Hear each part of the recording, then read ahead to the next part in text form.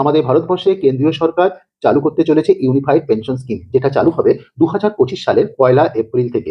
আর এই যে unified pension scheme, সেখানে কিন্তু পরিষ্কার বলা আছে যে 25 বছর যদি কোনো ব্যক্তি সার্ভিস করেন, তাহলে শেষ 12 বছরের যে বেসিক তার একটা গড় হবে, সেই গড় বা অ্যাভারেজের উপরেই কিন্তু 50% তার পেনশন হিসাবে ধরা হবে, এবং তার উপর আলাদা করে আবার ডিয়ারনেস অ্যালাউন্স বা মহার্ঘ ভাতা যুক্ত হবে। এর উপরও আরো আছে, যদি কোনো পেনশন হোল্ডার মারা যান, তাহলে তার ফ্যামিলি পেনশন হবে যেই ব্যক্তি পেনশন পেতেন তার 60%। শেষ নয়, যদি কোনো ব্যক্তি 10 বছর চাকরি করে অবসর গ্রহণ করেন, তাহলে সেক্ষেত্রেও কিন্তু প্রতি মাসে 10,000 টাকা ন্যূনতম পেনশনে কিন্তু সুবিধা রাখা আছে এই ইউপিএস এর মাধ্যমে।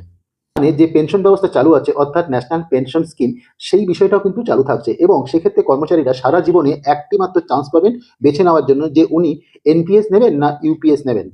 কথা জানিয়ে রাখি যে এনপিএস এ আগে গভর্নমেন্ট অর্থাৎ সরকারের কন্ট্রিবিউশন ছিল 14%, সেটা কিন্তু বেড়ে দাঁড়াচ্ছে 18.5%, অর্থাৎ